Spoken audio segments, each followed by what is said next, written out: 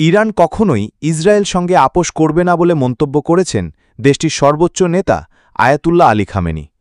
সামাজিক যোগাযোগ মাধ্যম এক্সে সাবেক টুইটারে দেওয়া পোস্টে তিনি এই মন্তব্য করেন। খবর বিবিসির। এক পোস্টে খামেনি লিখেছেন, আমরা জায়নবাদীদের প্রতি কোনো দয়া দেখাব না। আরেক পোস্টে তিনি লেখেন, যুদ্ধ শুরু হল।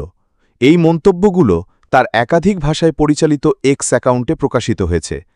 মার্কিন প্রেসিডেন্ট ডোনাল্ড ট্রাম্প খামেনিকে নিয়ে মন্তব্য করার পর এটি ছিল তার প্রথম প্রকাশ্য প্রতিক্রিয়া।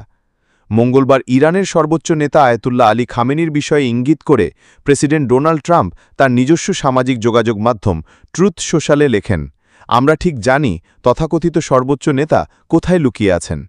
তিনি লেখেন, তিনি সহজ লক্ষ্যবস্তু, কিন্তু সেখানে নিরাপদ। আমরা তাকে বের করে আনব না, অন্তত এখনই নয়। প্রেসিডেন্ট ট্রাম্প আরও বলেছেন, কিন্তু আমরা চাই না বেসামরিক নাগরিক বা আমেরিকান সেনাদের ওপর ক্ষেপণাস্ত্র নিক্ষেপ হোক। আমাদের ধৈর্য ক্রমশ হ্রাস পাচ্ছে। এর কিছুক্ষণ আগে দেওয়া আরেক পোস্টে তিনি বলেন, ইরানের আকাশসীমা আমাদের নিয়ন্ত্রণে।